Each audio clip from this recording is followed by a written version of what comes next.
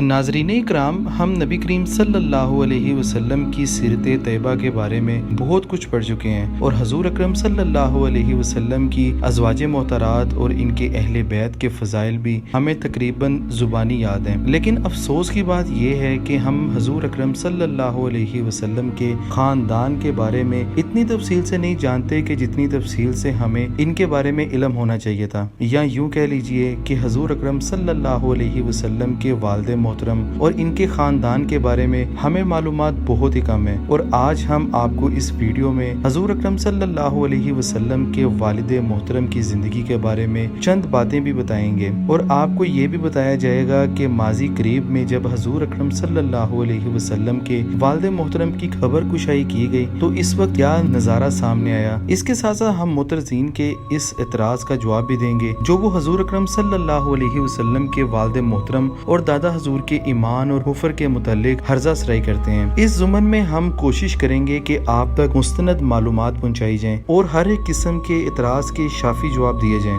तो मजीद देर ना करते हुए हम अपनी वीडियो की जाने बढ़ते हैं और आज की इस इंतहाई खूबसूरत और मालूमाती वीडियो का आगाज करते हैं। प्यारे साथियों, हजूर अकरम सल्लल्लाहु अलैहि वसल्लम का ताल्लुक अरब के मशहूर कबीले कुरैशे अज़ान बनु हाशिम से था। बनु हाशिम जो हाशिम बिन अब्दुल मुन्नाफ की औलाद थे और आगे हजूर अकरम सल्लल्लाहु अलैहि वसल्लम का खानदान बनु अब्दुल मुत्तलिब से ताल्लुक रखता था। हजूर अकरम सल्लल्लाहु अलैहि वसल्लम के दादा हजूर सैयदना अब्दुल मुत्तलिब हाशिम बिन अब्दुल मुन्नाफ के बेटे थे और अब्दुल मुन्नाफ की 17 औलादें थीं जिनके 12 बेटे और 5 बेटियां शामिल थीं। या फिर यूं कहा जा सकता है कि हजूर अकरम सल्लल्लाहु अलैहि वसल्लम के 11 चचा और 5 फूफियां थीं। हजूर अकरम सल्लल्लाहु अलैहि वसल्लम के वालिद मोहतरम हजरत अब्दुल्ला बिन अब्दुल मुत्तलिब अपने बाप के सबसे छोटे और लाडले सबसे ज्यादा हसीन बेटे थे। हजरत अब्दुल्ला बिन अब्दुल मुत्तलिब की पैदाइश, इनकी जिंदगी का अहाता और इनकी नौजवानी के बारे में अगर आप पसंद करेंगे तो हम एक और वीडियो और भी बनाएंगे। हजरत अब्दुल्ला बिन अब्दुल मुत्तलिब का शजरा नस्ब अब्दुल्ला बिन अब्दुल मुत्तलिब बिन हाशिम बिन अब्दुल मनाफ और फिर यहाँ से चलता हुआ हजरत इस्माईल अलैहिस्सलाम तक और फिर हजरत इब्राहिम अलैहिस्सलाम से जा मिलता है। हजूर अकरम सल्लल्लाहु अलैहि वसल्लम के जद्दे अमजद में फहर बिन मालिक का नाम भी आता है। ये वही फहर बिन मालिक हैं कि जिनकी नाम की वजह से कुरैश का कबीला वजूद में आया, क्योंकि अदनान की औलाद में से फहर ही वो थे कि जिन्होंने तिजारत का आगाज किया और इसी तिजारत की वजह से इनके कबीले का नाम कुरैश रखा गया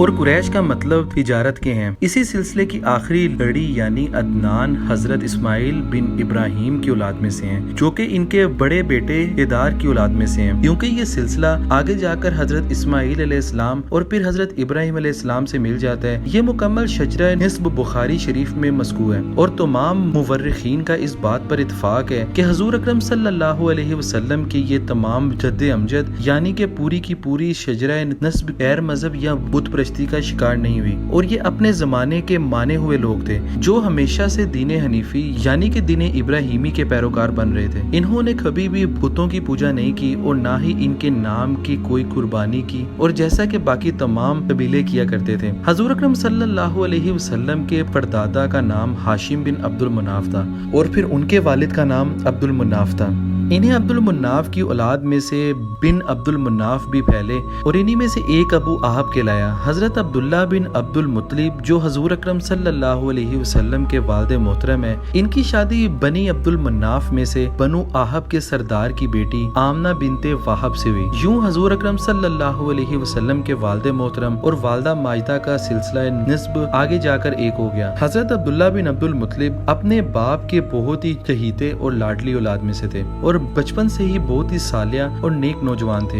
इस जमाने में मक्का में एक आहिन हुआ करता था जो लोगों को इनके मुस्तकबिल का हाल बताया करता था। हम जानते हैं कि सितारों की मदद से किसी की भी किस्मत का हाल बताना पुराने मज़ाहिब में राइज था। हजरत अब्दुल्ला बिन अब्दुल मुत्तलिब एक हसीन और खूबसूरत नौजवान थे और साथ ही साथ अपने कबीले के सरदार के बेटे भी थे, इसीलिए वो काहिन इंतहाई शिद्दत से ख्वाहिशमंद थी कि इसकी शादी अब्दुल्ला से हो जाए। इसका कहना था कि इस आदमी की पेशानी में वो नूर مذکور ہے کہ جس سے ظاہر ہوتا ہے کہ اس کی اولاد میں خاتم النبیین پیدا ہوں گے، یعنی اس کا اشارہ حضور اکرم صلی اللہ علیہ وسلم کی طرف تھا۔ جب حضرت عبداللہ کی شادی حضرت آمنہ بنت وہب سے ہو گئی تو اس نے لوگوں کو برملا کہا کہ عبداللہ کی پیشانی کا وہ نور اس کی بیوی کی پیشانی میں اتر آیا ہے، اور گویا کہ یہ اشارہ تھا کہ یہی عورت آنے والے نبی کی ماں بنے گی۔ یہی وجہ ہے کہ یہ نوجوان جوڑا مکہ میں بہت مقبول تھا۔ حضور اکرم صلی اللہ علیہ وسلم اور ان کی پیدائش کی رودات سے تو آپ سبھی واقف ہوں گے۔ حضور اکرم صلی اللہ علیہ وسلم کی ولادت مبارک سے 6 ماہ پہلے حضرت عبداللہ کا انتقال ہو گیا، اور وہ اس وقت اپنے سسرال یعنی اس زمانے کے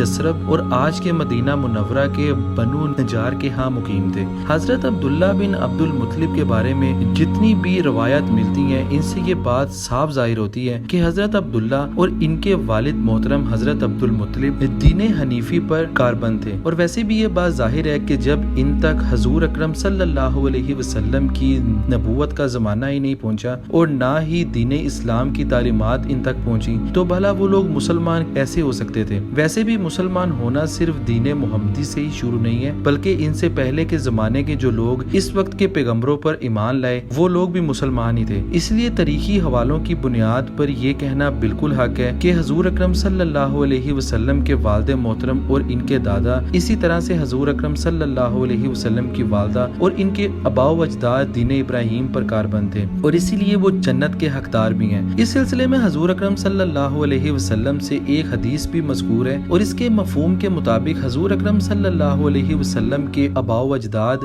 جنت کے مکین ہیں، اور ویسے بھی اپنے محبوب محمد صلی اللہ علیہ وسلم کے آباء و اجداد میں اللہ تعالیٰ اس طرح خرابی بھلا کیسے آنے دے سکتے ہیں کہ وہ دین حنیفی سے ہٹ جائیں۔ ناظرین کرامی، 1980 کے عشرے میں اس وقت کی سعودی عرب کی حکومت نے مسجد نبوی میں توسیع کرنا چاہی۔ اس توسیع کے زد میں بنو نجار کا وہ محلہ بھی آتا تھا کہ جہاں پر حضرت عبداللہ بن عبد المطلب اپنی وفات کے بعد دفن ہوئے تھے، اور وہاں پر حضور اکرم صلی اللہ علیہ وسلم کے والد محترم کی وہ قبر تھی جہاں پر حضور اکرم صلی اللہ علیہ وسلم اکثر اوقات جایا کرتے تھے۔ اس سلسلے میں سعودی حکومت نے مفتیان کرام سے فتویٰ لے کر اس خبر کو وہاں سے جنت البقیع میں منتقل کرنا چاہا۔ یہ ایک بہت ہی بڑا واقعہ تھا جس کی تشہیر پورے عالم اسلام میں تھی، اور جب خبر کشائی کی گئی اور حضرت عبداللہ کا جسد مبارک قبر سے نکالا گیا تو لوگ یہ دیکھ کر حیران رہ گئے کہ حضور اکرم صلی اللہ علیہ وسلم کے والد محترم کا جسم بالکل صحیح سلامت تھا، اور یہاں تک کہ ان کے بال اور ناخن بھی بالکل ٹھیک حالت میں موجود تھے، اور کسی بھی طرح کی بوسیدگی کا اظہار نہیں ہو رہا تھا۔